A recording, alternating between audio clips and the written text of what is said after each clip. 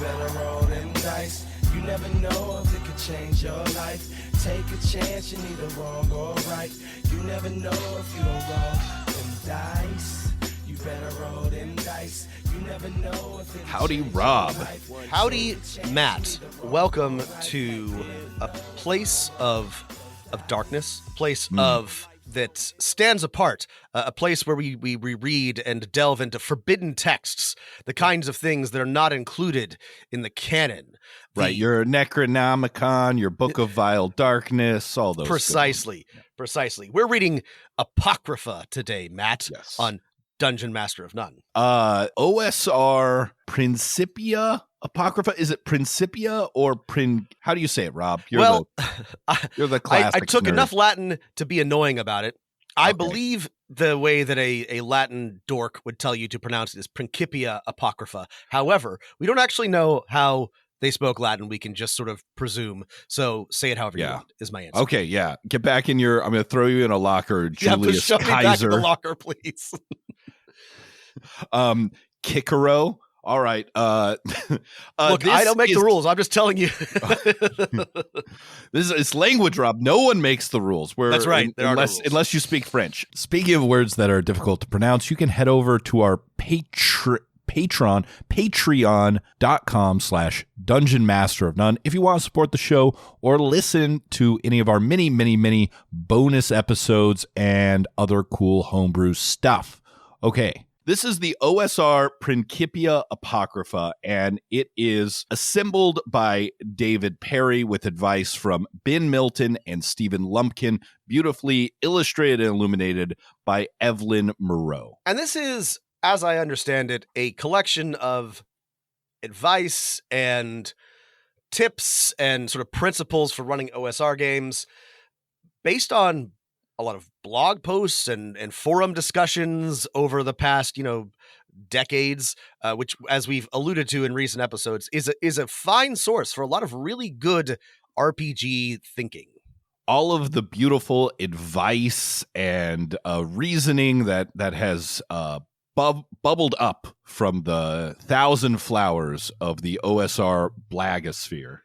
Yeah, and we've talked a lot about OSR, and Matt and I are both fans of it. I was, skeptical of the OSR movement for a number of reasons, but some really interesting stuff has come out of it. It is very collaborative. It is very community driven. And there's a lot of smart and creative and interesting people who are working and writing in the space. And I think that's really reflected in the Apocrypha because there's some really, really good advice here. And even if you're not playing or running an OSR game, I think a lot of these principles are worth reflecting on. Some of them are very specific to OSR, and we'll talk about which ones, but I think a lot of them have something that any GM can use. Yeah, I would challenge you to get through this episode and not be like, yes, I do this to one of these things, or, oh shit, I do want to do that to at least one of these axioms and aphorisms that we'll get through. Yeah, it's not a long document. It's 30 pages and big chunky text, and each of the principles is basically like a paragraph, basically just like bullet points, which is a great way to present information. I encourage you. This is free. You can just search for Principia Apocrypha, and the blog put the post link will in come the up. show notes.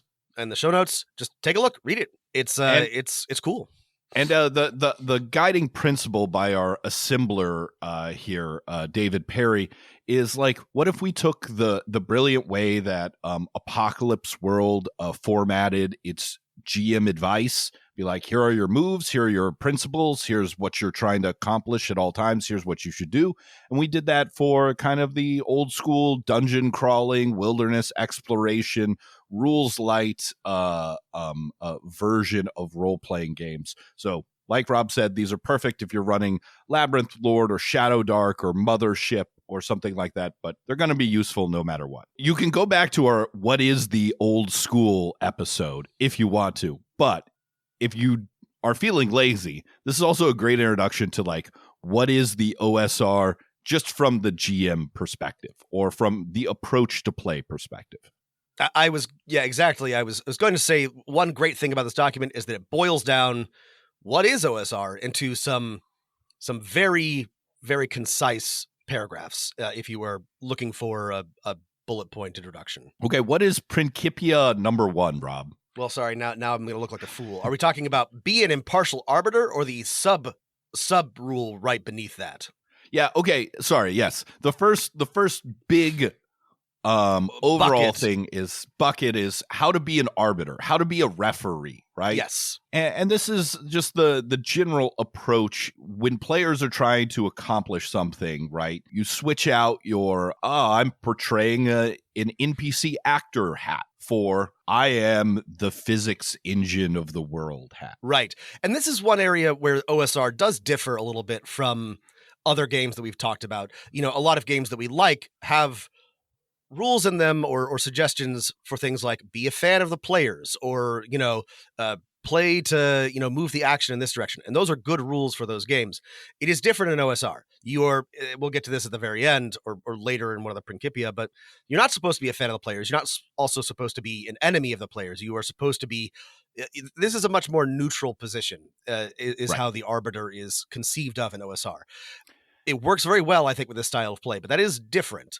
But I think these rulings these Principia here are still very useful because regardless of your approach to your players or your game, being impartial is a good thing to strive for, or as impartial as possible. I try and wear like both hats at the same time, especially when I'm playing a D&D like dungeon crawling stuff. Like I am a fan of the players. I like want them to do cool things, but when it's time for what fate decides, right? Do they succeed or fail? Based on like, how do I interpret the rules and the roll of the dice? That's when I like really try and throw in my impartial arbiter hat on. And the first sub principle here is rulings over rules. So here's sorry, I should get into first what it is, right? This is the primeval old school principle. Old school style games are often sparse in what situations their rules cover.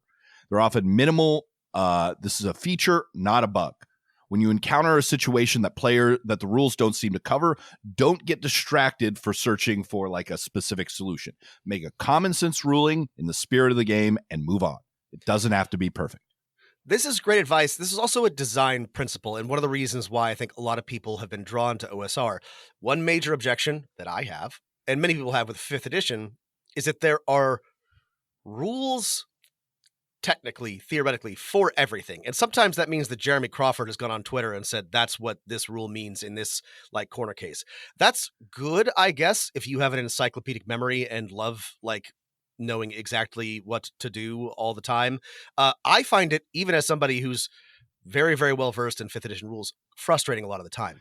I find it because it's like halfway there. Yes, it's right. Not exactly as comprehensive as some games. So it wants to do this some of the time, but then it's got 20 pages of unnecessary rules. Precisely. One good example of this is Pathfinder 2nd edition, which I praise because there is an answer for everything. And once you are familiar with the rules, you know where to look and where to find it. The other way to play this, or the way to make sort of like resolve this issue, is something like OSR, where there are fewer rules, but you are given more leeway and your players are encouraged to be creative.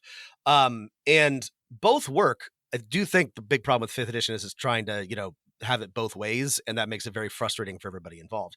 But this is a great, I think, as long as the issue here is that players can sometimes become frustrated if rulings seem not so impartial. But if you are consistent with your rulings, then I think this is a really, really great principle to follow, because people like it says in the text, the rules are not as important as like what happens in play. And people are looking for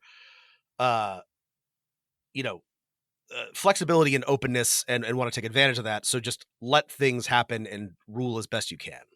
And the problem here is, I think, for people newer to this style of play, is this is a bit of a GM skill you have to get good at, to be like, players are trying to do X. Yeah. What type of, should there be a check? If so, what type of check? how, what should I rule on this when you're trying to use this spell to do X? Yeah. And you got to get good at that a little bit, but it's not as hard as it sounds. Like common sense and logic. You don't have to be an expert in medieval arms and armor or the workings of magic. You're just like, well, what makes sense here? This is one of those things that takes a little doing, but once you can do it, it will actually make your job easier as GM. Like if you can put in a little bit of time to get comfortable with a little bit of ambiguity, it makes running games a lot easier. It's also like a great, and this is my like one critique that's not in the Principia Apocrypha, is I feel like this is actually a pretty collaborative process, at least at my tables, like what the ruling should be. Like sometimes it's gauging everyone's reaction. Sometimes it's just adding, does that sound reasonable? At the end of like asking them to make a check for something they want to do.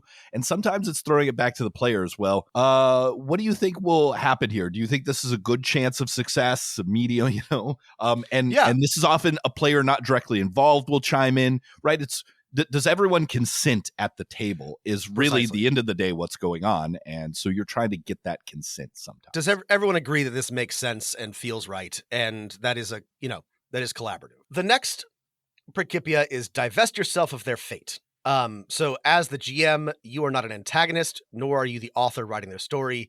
Don't set out to tell a story, let one emerge.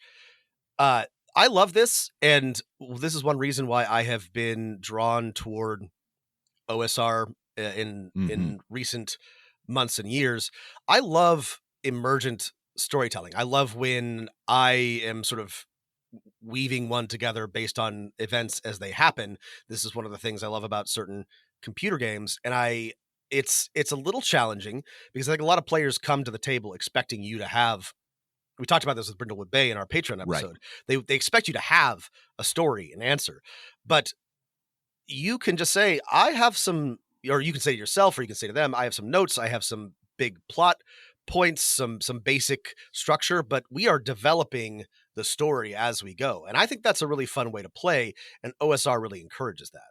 Yeah, the flip side of this kind of middle ground approach, okay, we're not a 13-year-old asshole child in the 70s trying to kill your players to work out their own power fantasy, and yet we're also not the stereotypical. You're also not like a failed novelist who wants to just run your players through the novel that you haven't gotten around to writing yet. Right. This isn't the comic of what if Lord of the Rings was a role playing game where Gandalf's back, he's telling us what to do again. Exactly. It's that sweet middle ground.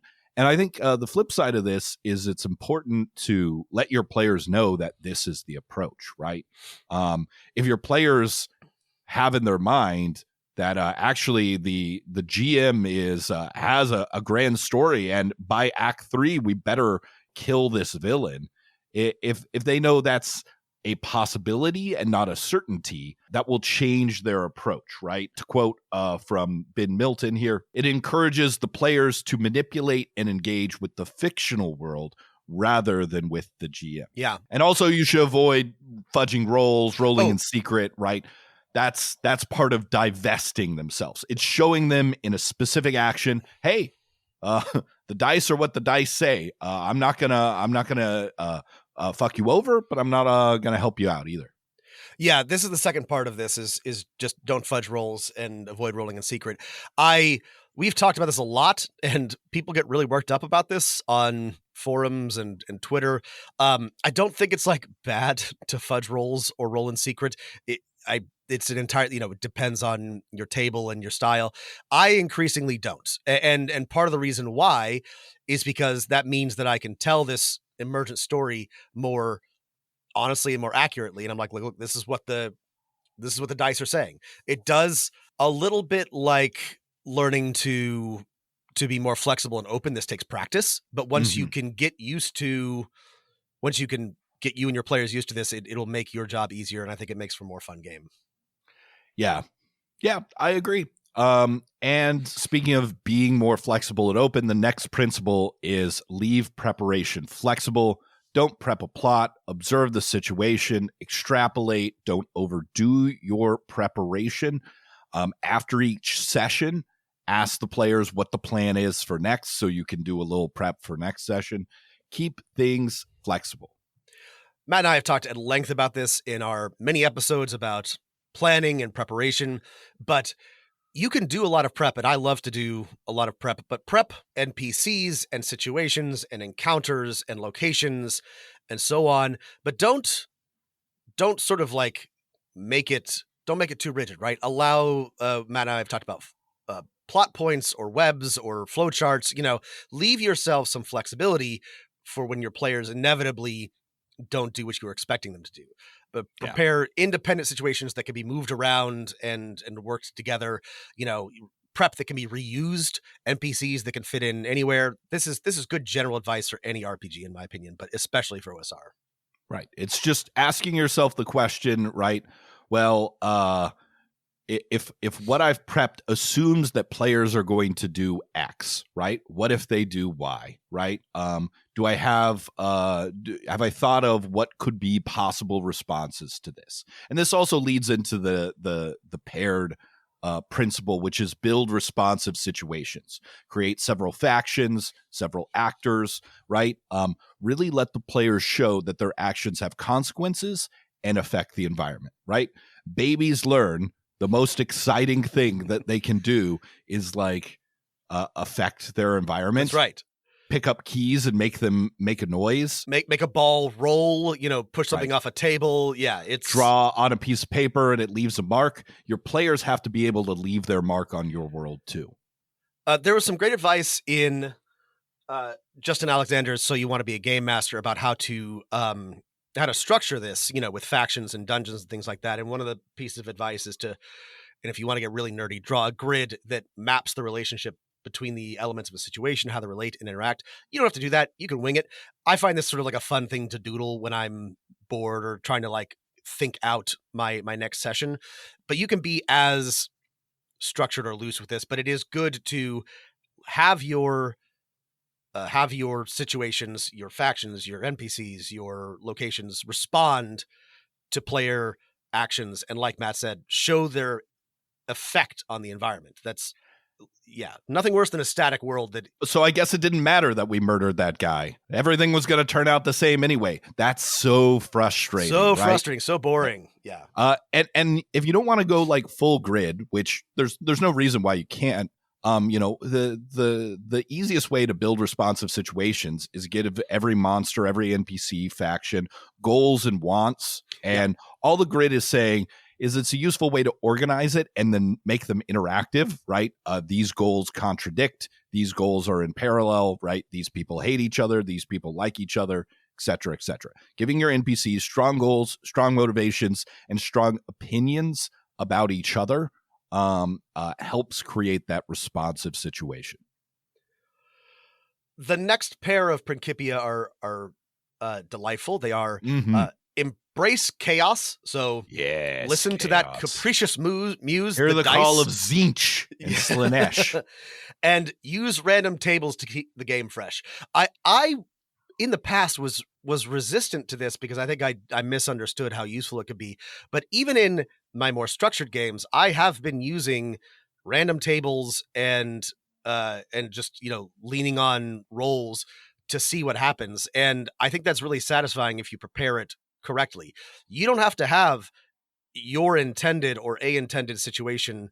You can, the right table, again, referring back to something we did, the Dark of Hot Springs Island had tons of random tables, but they were so well designed that it flowed very well into each location and into the story as a whole. So if you're using the right tables, if you're thinking through how they apply to the situation, you can implement a lot of randomness that feels like it fits.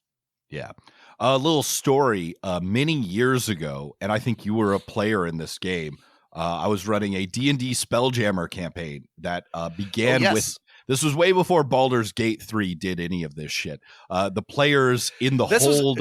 Long-time listeners will remember, but new listeners may not know that there was a time when 5th edition not only had not done anything Spelljammer related, but was sort of like explicitly, we're never going to do that. So not to be all hipster about it, but Matt was Spelljammering way back when it was a neglected property. The players began as prisoners in the hold of a mind flayer elithid nautiloid. And, when I was definitely approaching things as more of plots than fun, complex situations, right? My idea was like, all right, they're going to meet all these NPCs. They're going to go to this planet. There'll be a battle and a chance for them to escape. And then I embraced chaos because the players were like, wait, we've got some spells, some tools, some supernatural powers. What if we, drill a hole through the ship? What if we get and thankfully, right, I had a map of the ship and I could run that session as yes, level 1 players can possibly escape from a level 5 mind flayer. And yes, it worked, and the game was much better for it. This is a great example, and this plays into the counter or the pair of this Principia, which is but uphold logic, right? Yes. Don't use random results so much that it feels nonsensical, right? If there's obvious choices, go with that. Like, you trust your gut here, right? Like, this is what Matt did. Matt was like, well, they're using logic. They're, trying to think outside the box. That makes sense. Let's roll with it. And this, the great piece of advice in this is that it emphasizes the surprise and intrigue of randomness when you do use them. If you're not being random all the time, that means that when you do roll randomly, it feels a lot more exciting. And then this is exactly the advice I was getting. You can customize your random tables to make them feel more cohesive. So use the random tables, but think through how they'll fit and feel free to pick and choose. I tend to, like I said, I use random tables a lot more, but I tend to weight them pretty heavily or just sort of cross off, a few that I just don't intend to use. You can make adjustments to fit your game. Right. These two Principia, embrace chaos plus, but uphold logic, equals our next one. Let them off the rails, right? Feel free to let them know where most of your prep is, but if you expect them to zig and they zag, don't constrain or reroute them. This is good advice. It's hard to follow sometimes. I don't have enough literal mapping surface. Like for my OSR game, I have a big wet erase map, and it annoys me to have to erase and redraw it if the players go somewhere that I wasn't planning. But that's that's a me prep problem. And ideally, if they want to go somewhere that I haven't prepped for, they should do that. And it's fun when they do. So let them, like Matt said, let them know what you planned for. But if they want to strike out another direction, be ready to roll with that. Yeah. This takes a little bit more prep, but the reward is worth it. The reward is long-term, too. Players will begin to think more creatively, yes. More diegetically, right? More in your world than what's the next step that we're supposed to do. What do we want to do? What are my character's goals? Precisely. And while many of these, right, advice about random tables and rulings over rules might be specific to certain types of games, the building responsive situations principle, I think, is universal to role-playing games, to storytelling games, to any type of games. All situations should be responsive. All right, so that's be an impartial arbiter. Now that we're both official arbiters, let's move on to the next section. The next big chunk is get them thinking. And this is just how to encourage your players to engage with the game. And I like it a lot. A lot of good advice in this section. And the first one is, this is specific to OSR, but I think there's a lot of lessons to be taken from it. And that's XP for discovery and adversity. So, adversity, sorry. The first point is, many old school style games directly correlate XP earned with the value of treasure returned to safely. XP may also be granted for defeating monsters, but that doesn't necessarily mean killing them. And it's less than the XP for the treasure that they might guard. And then here's the sort of putting it together. XP for treasure fuels the game engine. Player decisions almost always hinge on it. It is an effective control knob. By adjusting the amount of treasure available. You can control the rate that the PCs level and grow, and you can adjust the focus of your game, right? This is the really key part. If there's treasure to be found by exploring the wilderness or saving people or acquiring books or doing alchemy or crafting or so on and so forth, players will naturally, this is how you sort of like push and pull, right? You reward them for things you want them to do.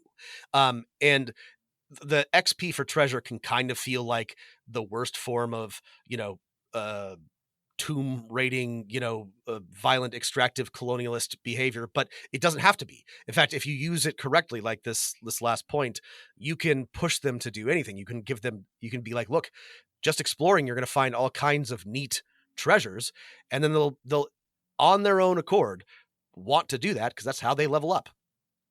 Right. And the idea here is some games and some editions of Dungeons and Dragons moved more towards the only rewards for XP. And this is not always exactly in the rules, but it was in the style of play people brought to the table, was granted for specifically killing monsters or the only things with attached XP values were like monster stat blocks, which were, the implication, whether or not it was like explicitly in the rules, was that this is how you get XP, by killing this monster. And what you should emphasize is give players XP for overcoming adversity, discovering things you want them to discover, doing things you want to do, right? If they get the monster's treasure while going around the room that had the big guardian, it's the same for them as defeating that monster. You should reward that, right?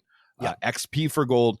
Listen, this is a principle that I think not every even OSR game follows, where XP or gold equals XP, but the general principle behind it is universal to OSR games. Yeah. The second part of Get Them Thinking is player ingenuity over character ability. Old school PCs are very minimalistic because the character sheet is mostly there for when players make a mistake. They are not meant to solve problems with die rolls, but with their own ingenuity. Therefore, present them with problems that don't require obscure knowledge or have a specific solution, but might have many difficult solutions. This is a challenging one. And I'm going to admit that this is hard for me as a GM to do well, and it is hard for my players sometimes, but it's worth trying. It's worth trying to do right. The problem with using a system like D&D 4E or 5E or something newer like Daggerheart for an OSR style game is players look down at their character sheet and they have all these abilities. They're all these they have like a screwdriver and a hammer and a gun just like kind of sitting on their character sheet, right? And so they're constantly looking at those tools to try and solve the problem instead of trying to solve the problem like in world, right? Like, what could my character do to solve this situation?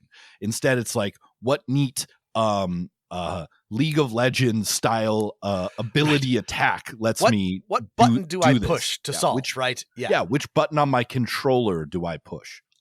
And the key here, and this is the challenging but rewarding thing, is preparing the right situations. So there's some good examples here, right? Cross a moat full of crocodiles. A door in a deep dungeon only opens in sunlight. Retrieve a key from a lake of acid. There are many potential solutions to these, and your players will try to use their ingenuity or the tools that they have or the equipment in their inventory. But they're not going to be like, where's my cross moat ability? But this takes, you have to, as a GM, make sure that the possible solutions are both, accomplishable and something that players are going to be able to figure out. And your players have to be willing to engage with that. It is a lot more fun when you can get to that point, though. There are some players, right, who I think prefer a style of play where they do look at their character sheet like a World of Warcraft thing full of buttons, which is what they can do, as opposed to thinking of their character as a real person or, adventurer that can do practically anything, right? They do some things better than others, but and then solving the situation that way, right? So if you make these open-ended challenges and you reward player ingenuity, you're also going to reward cooperation. The examples Rob gave from the book, most of them are ones that are going to require at least 2 and possibly more characters to work together. Yeah, this is a good point.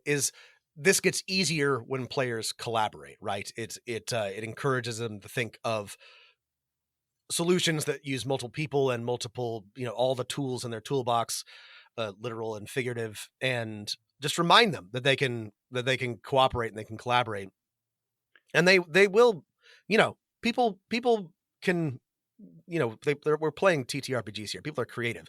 They just have to sort of be reminded that, especially if they're 5e first players, like my 5e players who are in my OSR game, they can do this. I have to remind them, don't look at your sheet. Just tell me what you want to do. And then the useful thing is there's nothing on there's there. There's nothing right? there. Right? This is the useful thing about like playing Shadow Dark or Mothership.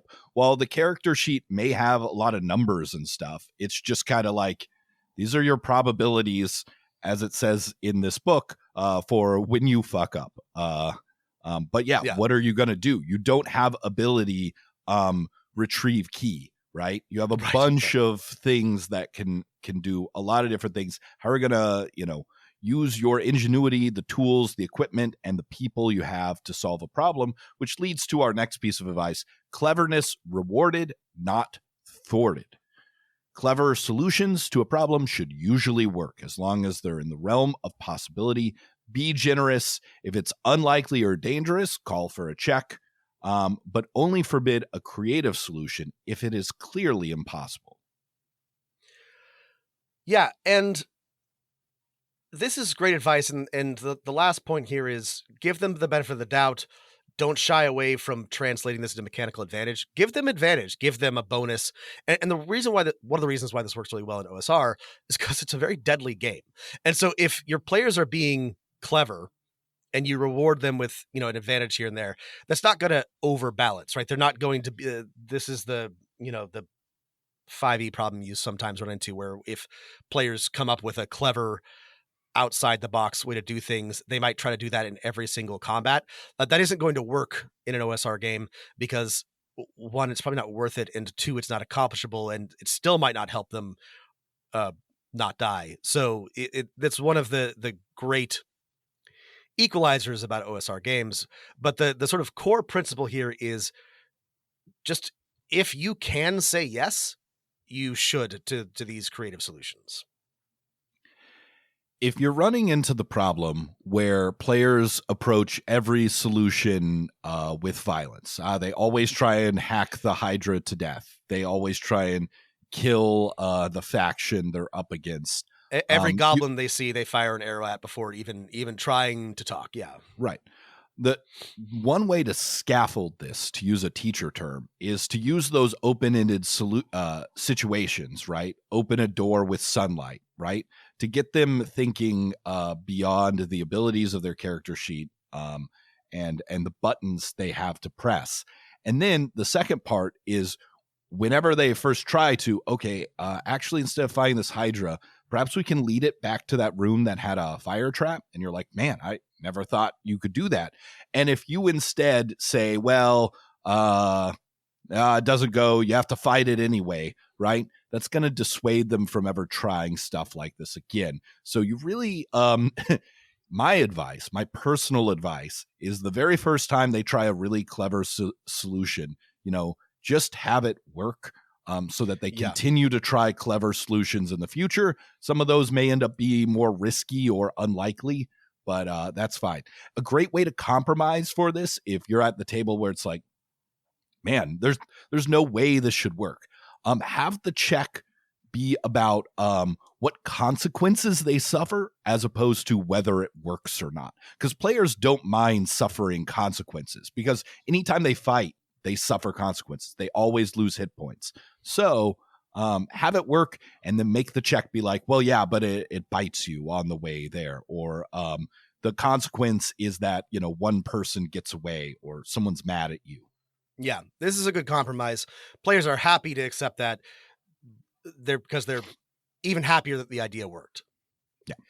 Other advice is just tell them, right? Tell them cleverness works. Yes. Just be clear. Out of game. Yeah. A corollary to this, the next Principia is ask them how they do it. Encourage players to interrogate the fiction of the environment manually.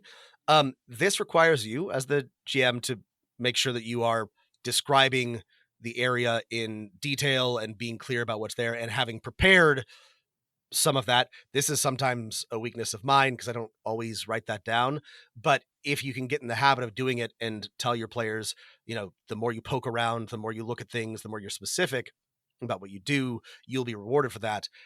This is a great way to sort of combine, to encourage their creativity. This is another thing that I have found takes some training in 5e players, because they're used to just saying, I search, or I make a perception check, or whatever. Get them in the habit of saying, how do you look around the room? How do you approach this object? What do you do specifically? They'll get to it, but it is going to take some encouragement. Here's an example from our starting adventure that illustrates ask them how they do that. We put a very obvious trap, and this adventure is available to our Patreon subscribers, patreon.com/dungeonmaster of none. In one of the corridors, 2 statues that shoot lightning between their mouths. On the floor, on the other side of the trap is a grounding rod, a big iron rod that can be used to pass it. So there's many solutions to this. One of my play tests of this, one of the players said, well, I'd like to try and circumvent or disarm this trap. The rogues stood up. They knew enough, even though they were a new player, to know that rogues and thieves should be the ones to mess with devices, right? So it was like, oh, great, you're learning. And so I said, instead of going straight to make a thieves tool check or make a dexterity check, I said, how do you want to do it? And they thought for a moment. Some people shout out some suggestions. They ignored those, and they said, I'm going to rip part of my cloak and stuff it into the mouths of each person, or each statue that's shooting this electrical beam between them. And I said, great, that works. However, this wasn't like the most clever solution. They were still like triggering the trap, at least in my mind. Cotton can like get burned up by electricity. So instead I said, make a thieves tool check or a dexterity check, I can't remember, to see how well you do this, because this is a little risky. And they rolled a natural 1. I said they still disabled the trap, but they got shocked by it. So they took a few points of damage. Perfect. That's exactly how I would have ruled that as well. Like, they had a clever idea. Is it the best idea in my conception? No, but it's an idea which probably would work. So let them do it. And yeah, they get a little zapped for it, but they save the party from getting zapped. This reminds me. And yeah, the thing is, right, as you point out, the rogue felt great. They didn't feel bad at all that they got their fingers singed. They felt like the hero of the party. They'd come up with a clever solution, and they had described in real world terms what their character was doing. This sort of merges with the next Principia, which is let them manipulate the world. If you, to encourage creative problem solving, give players tools to make that appealing. This ties back into what we were talking about earlier with babies and players. You want to be them to be able to see. Give them jangly keys, crinkly little reader books. Add elements that allow the players to bend the world to their will. Rival factions, or factions that will change based on their manipulations or engagement. Potions that they can combine together. My players in my OSR game found some weird fungus that they could eat, and they decided to make some poultices and potions out of it. And I was like, sure, why not? I make a roll to see how badly you poison yourself, but you can. I encourage you to experiment, and that was great. And yeah, dungeons with shortcuts, rooms with back passages, just things that reward manipulating the world. Yeah, give them an NPC who's important but stupid, right? That the players are smarter than, and that they can change their opinion on them. right? Give them a a president of the microstate they're adventuring in that believes whatever the last person told him, you know. My players in one of my Waterdeep campaigns made friends with the editor of the Waterdeep Herald or whatever it is, and they would repeatedly seed stories that would change the course of one thing or another. And I was like, that's great. Let's see what happens. Let your players affect the world. Thinking about this physically, the next one is good items are unique tools. A good tool doesn't only increase players' damage or add an ability bonus. It does an odd, very specific thing that is only powerful when used cleverly. This is such a good point, and this is easier said than done. It is hard to design good magic items, but this is why the most famous magic items in D&D are not, a flaming sword or, the Rod of Wonders. It's the portable hole. It's an immovable rod. Yes. Matt knows exactly what I'm talking about. Yeah, but that's true, though. Like, the first thing... Give your players these things. Yes, give things like that to your players. Not only will they be so happy, but they will be looking for opportunities to use those cleverly, and they will be able to do clever things with them. Examples: a rope that becomes as rigid as steel on command, a coin that lands on any result you wish when flipped, a bell that produces a sphere of silence around it when rung. Like, these will solve many problems very creatively, right? Your players will feel good. They will feel better than when they just strike something with a flaming longsword. Yeah. Even the flaming longsword is better than the +2 longsword. That's true. The flaming longsword has many applications. It has flames. It can do things with fire. I mean, again, it's a torch that's also a weapon, but, still. And finally, this is good advice, I think, specifically for OSR, but I think it's good advice in general, which is don't mind the fourth wall so much. Don't get obsessed about metagaming. If players want to sort of like talk through what they know and what their characters know, especially in when we're talking about creativity, don't sweat it. Don't worry if the barbarian isn't technically smart enough to have come up with a clever solution. Like, there are times and there are types of games where I think this is maybe worth bothering with, but most of the time I don't think so. A lot of like sticky situations or frustrations at the table could have been solved by an honest metagame conversation between the dungeon master and the players, where they just ask, what's going on here? Right. And let them know all the things you want them to know. Right. Wait, how big is this caravan that we've been following? Like, just open things up and make sure that people understand the stakes and that they can make the choices they want to make. So this gets us to our next big topic, which is build rocks in hard places. And this is about making the game rewarding, challenging, and dangerous, right? And so this is the first bit here is offer tough choices, right? And the very obvious one is a risk reward one, right? The deeper players go into the wilderness or dungeon, the more perilous things become. It's also where they find the coolest stuff, right? This is risk reward. This is why the sort of dungeon format works so well. Why, we have trouble deviating from it is the push and pull is very, very clear. And, so is the challenge as you get deeper or further in. Right. And you can think about this in social role-playing situations as well, not just exploration, right? Who to form an alliance with or who to work for, right? Make them all have these benefits and costs, right? That are interesting. My cyberpunk players keep making deals with shady corporations because they're offering them really, really helpful things. And I'm like, they're going to call in that favor eventually. And they're like, yeah, okay, whatever, that's fine. And it is going to cost them sooner or later, but they know what they're getting into, right? But like, that's the kind of risk reward that you can set up like socially, do you accept this deal from the shady vizier because he'll give you something that you need right now, but you might have to, help him out later. Or do you take what the queen is offering, right?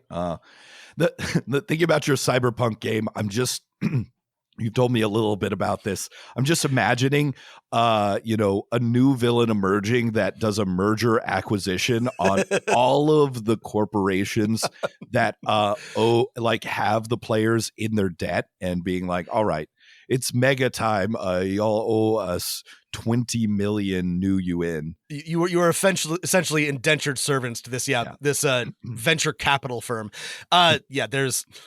There might be something like that coming down the pike, but this is a great example of you can do this very easily, or it's very obvious in something like a dungeon, right? Harder monsters have better loot, but you can also there's socially, or sort of in exploration, there's an easy choice that maybe comes with less reward, and there's a hard choice that comes with more risk but more reward.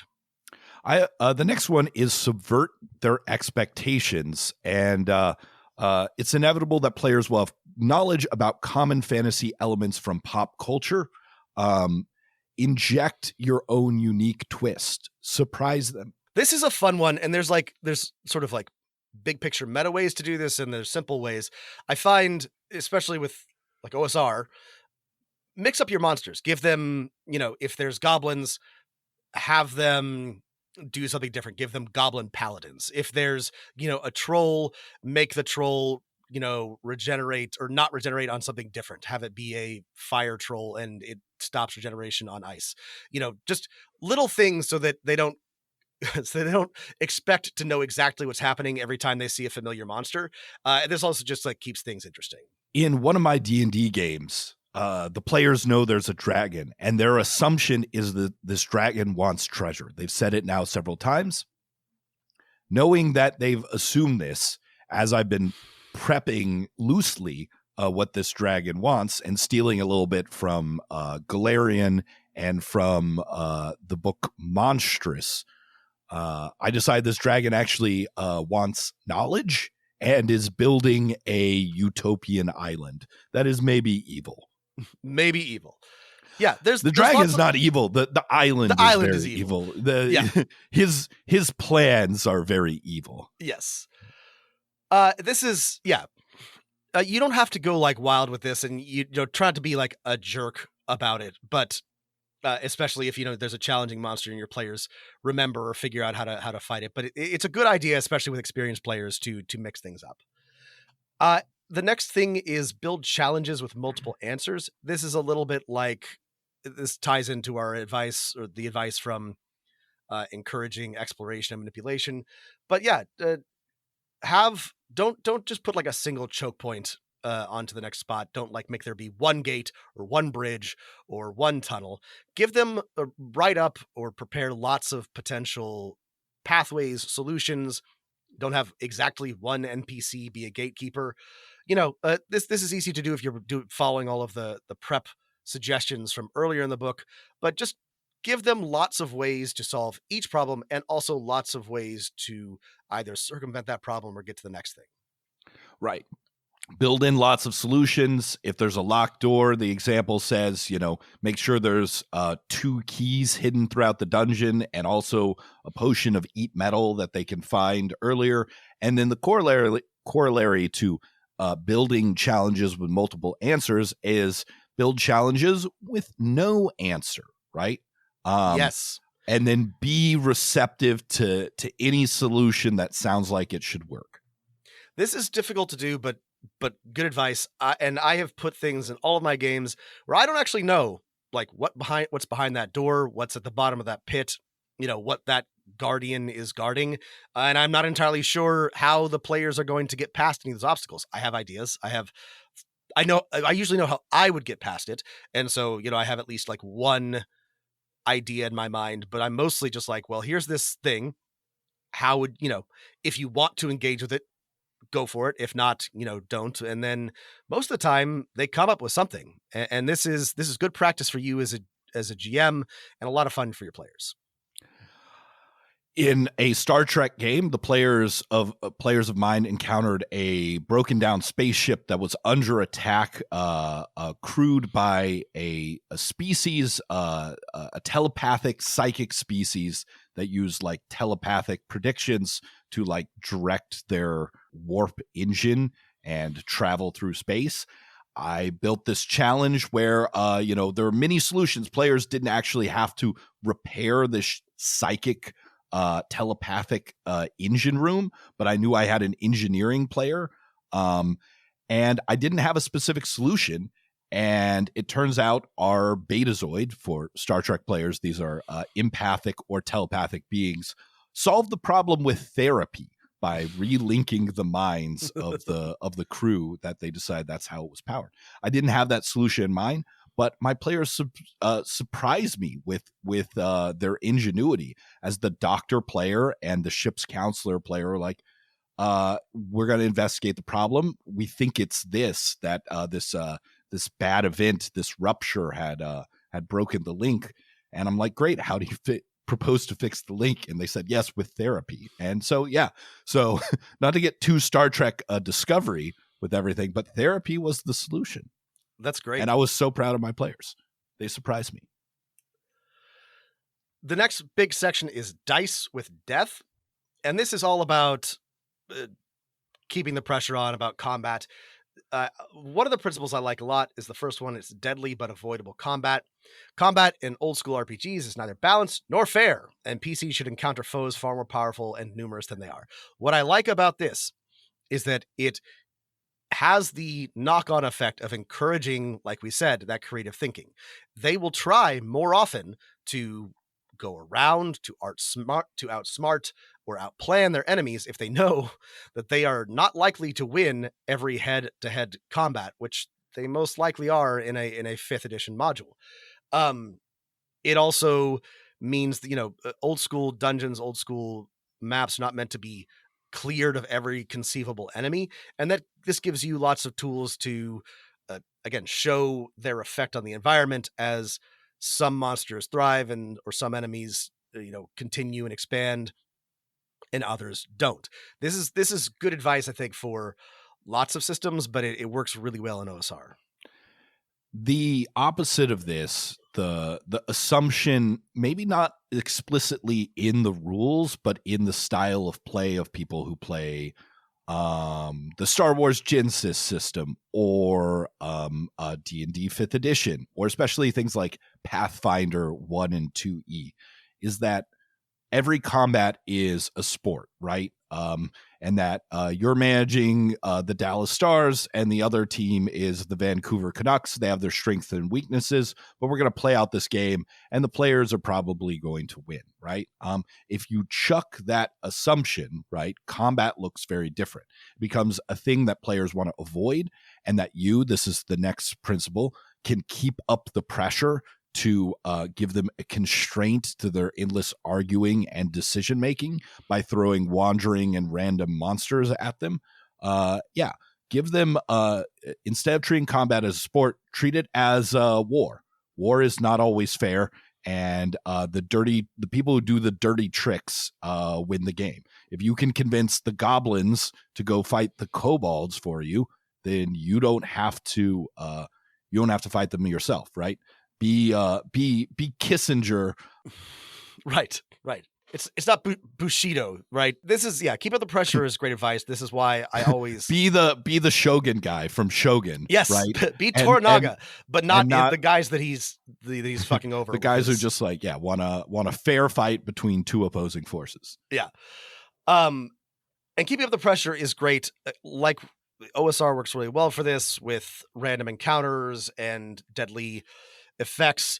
I love Shadow Dark for this reason, because it has the torch mechanic. This is probably one of what I think is like the greatest mechanics introduced in RPGs in the past 30 years, because my players are ditherers, and they just don't dither when they know that their torches are running out.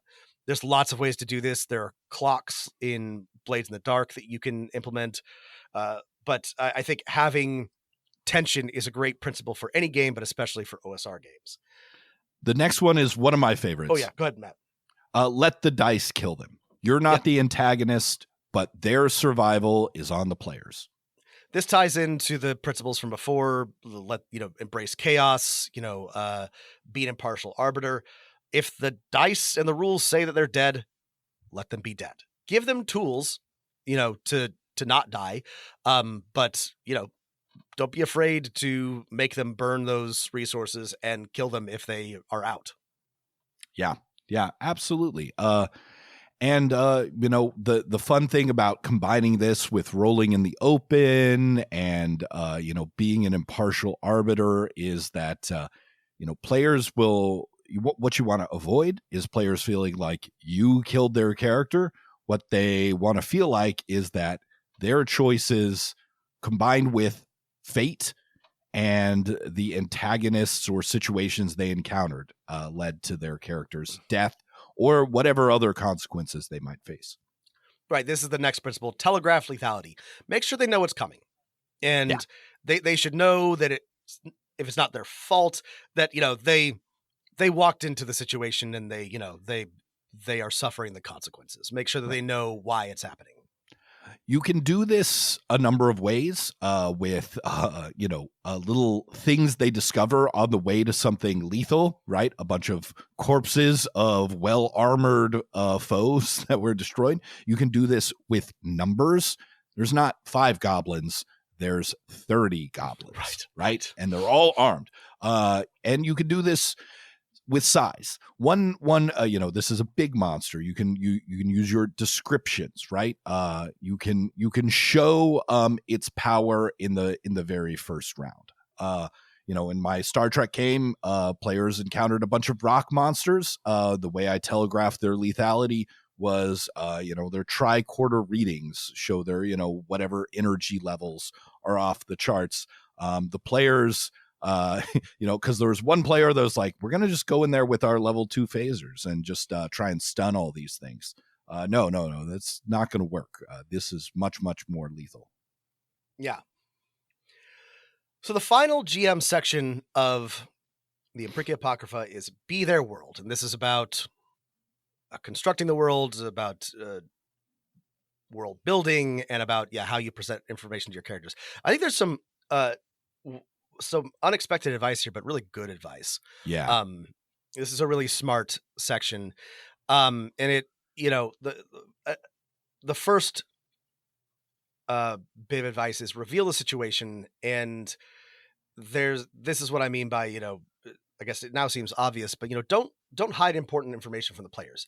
If a PC could reasonably know something, just tell them. Don't make them roll for it. Don't make them suss it out. Be like, your PC would know this. And I've gotten in the habit of doing this, but I had to learn to do it because, I don't know, not immediately obvious that you can just be like, yeah, of course you would know that. Let's not play a game about it.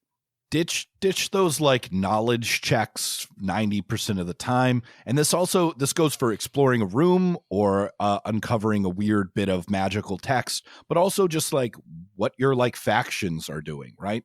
What the political or social situation is, right? If you just tell the players, it's pretty obvious that this NPC dislikes the king.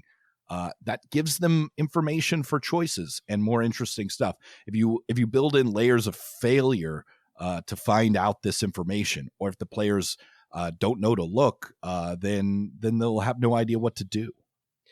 Yeah, the last point in this subsection is really good too. Assume the players have common sense and mention a potential danger when it becomes obvious. The example here is don't make them plummet down from a 50-foot cliff because the player said they would hop down it. They may have heard 5 instead of 50. You can say, it's a long way down. Are you sure? An example I have here is my players have made friends with a faction of, urchins in my Dark City campaign. And they have, a stupid little gang sign and they keep flashing it everywhere. And I'm like, I let them do it once and they got in a fight with another faction. And now every time they do it, I'm like, are you sure? They don't like those urchins. You can do it, but do you want to flash that, little gang sign here? And just, if they want to be silly and cause problems for themselves, they want to jump down a 50-foot cliff, let them, but make sure that you're giving them the chance to think things through and assuming that their characters have a modicum of common sense. This leads to the next one. Give them layers to peel. If you tell them clearly that this NPC dislikes the king and is upset, that's probably going to lead to them talking to them and figure out, for example, why they don't dislike the NPC, right? What's obvious and what's subtle, what's hidden, what's invisible. Think about these questions when you're building locations or people. This is a great sort of like prep world building design principle, especially this bit in here about like what's obvious, what's subtle, what's hidden, what's invisible. You don't have to write this out for every situation, but like this is a good thing to think about when you're looking at an object, an NPC, a faction. Like, you know, what is on the surface, and what things are a little bit deeper, what things would be almost impossible to know or to find out, but are useful if the players do delve that deep or manage to uncover that hidden knowledge. The next one is don't bury the lead, which is very similar to the Blades in the Dark advice about NPCs, right? Keep the details of your world gameable. Players should be able to act on information you're telling them. Her eyes are shifting, right? You notice this NPC never, their hand never leaves the gun strapped to their hip, right? This is also very good, like prep and world building GMing advice. If you get in the habit of writing these details down, even if it's just like a couple of bullets, it'll make you more prepared and a better GM and allow you to just do a better job of running your NPCs in your situations. Let unknown mysteries become known problems. I love this one. Right? Yeah. Players are way more likely to engage in a known problem than an unknown mystery, right? You can keep things secret for a little while, but if you really want your players to deal with it, to game with it, to play with it, to tell a story with it, let it be a known problem. I love this because we love hooks, right? We love when a campaign setting or a module gives us hooks. They don't have, something attached to them. They're just like neat ideas or mysteries. But if your players, take that hook, be prepared to turn that into a real thing. And that's, again, one of the great joys of running games for me. But yeah, don't keep it a mystery forever if your players want to engage with it. Keep the world alive. Old school RPGs shine with improvisation and extrapolation, not rigid plots. Think about what are the logical consequences of the player's actions, right? And then tied to that, give the players a stake in those consequences. Give them a ship, a keep, a castle, a business, right? A bank account, give them stuff that they care about and can grow and build. And if this is what I like so much about the Principia Apocrypha is if you're following the previous principles, this will be natural, right? If you're thinking things through, if you're trusting the dice, if you're building out these situations properly, then you're going to be in the habit of thinking like, if this, then you're going to be able to sort of follow what happens within the world of your NPCs, keep it alive. But that's part of the fun for me of running these types of games. Why I think they're so interesting is you're encouraged to, by the system and the mechanics, to keep the world dynamic and to follow sort of like the logic to its conclusion. Last but not least, you could apply this thinking to your NPCs. NPCs aren't scripts. Give NPCs a motivation or concern that doesn't involve the PCs. Treat the NPCs like real people. Use reaction rolls and morale rolls to keep things spiced up. Yeah, we've talked a lot about giving NPCs even just like a few things, motivations, enemies, desires. It could be a really short list, but if you just have sort of what they care about independent of the PCs in front of you, this will help you run them as real people and not just scripts or furniture for the players to interact with. I also like this bit about reaction rolls and morale rolls.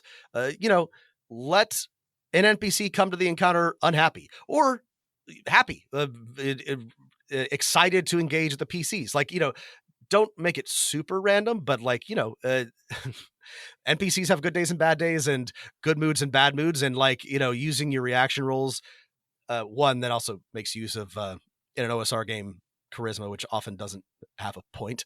And it'll keep things interesting because your players will experience a full range of, character interactions like they would in real life. Yeah, this makes things more interesting. And like in dungeon crawling, if you're trying to get away from they attack everything, when they open that next door, immediately you make that reaction roll, and the group of kobolds is pulling together trade goods to see if they want to sell it to them, right? Are the players really going to start shooting arrows as they start laying out their wares? They might, but at least they know things are different and have options. Yeah. This book also includes a bunch of old school principles for players. We might save those for another episode, but really, I hope we've demonstrated whether you run an old school style campaign or not, there's at least something here for you. Link in the show notes. Highly encourage everyone to take a look and a read through of the OSR Principia Apocrypha. Yeah, what I like about this and what I think it makes it good is that even if you're not an OSR player or GM, these are rules written by thoughtful people with lots of experience trying to make your job easier. And that, I think, makes it very, very valuable. So if you liked this, let us know, send us an email, hit us up on Twitter, join us in the Discord. And as we said before, head over to patreon.com/Dungeon Master of None if you want our bonus episodes. Thanks for listening, everybody, and keep rolling them dice.